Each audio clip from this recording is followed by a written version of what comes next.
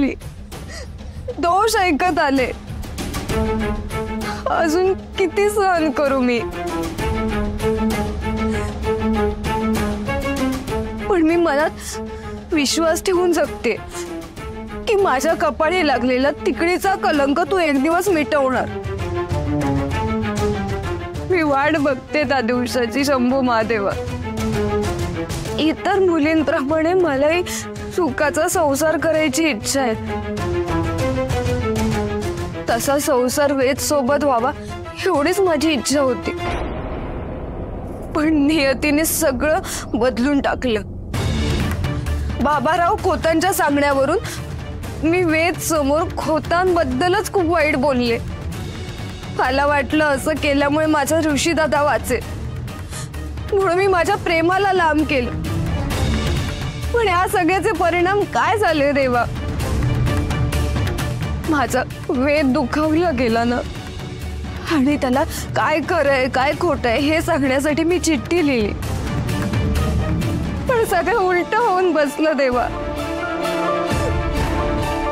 तेव्हा पण ती चिठ्ठी कोणीतरी बदलली आणि सगळं होत्याचं नव्हतं झालं. आता वेद माझ्यावर अजिबात विश्वास ठेवत नाहीये. मी काय करू? तू कसली माझी शिक्षा घेतोयस? अजून किती दिवस माझी परीक्षा घेणार आहेस?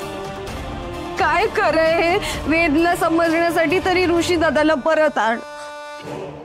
मायेची ऊब देणाऱ्या आईला बरं कर देवा. हा अन्याय माझ्यावरच का होतोय? मला न्याय हवाय. मला माझ्या सगळ्या प्रश्नांची उत्तर हवी आहेत.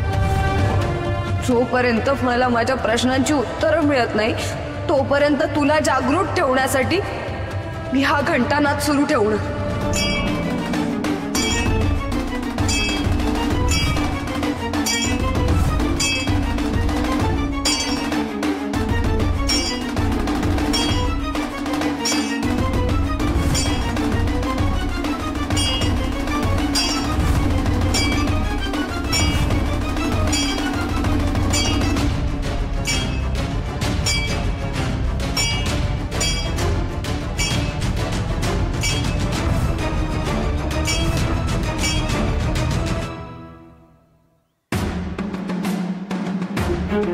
माझ्यात आणि वेद मध्ये दरी निर्माण व्हावी म्हणून तुम्ही हे सगळं केलत ना बाबा?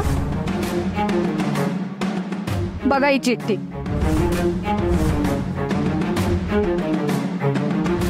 हे पत्र ऋषीने लिहिलेलं नाहीये हे तू सिद्ध करणार आहेस.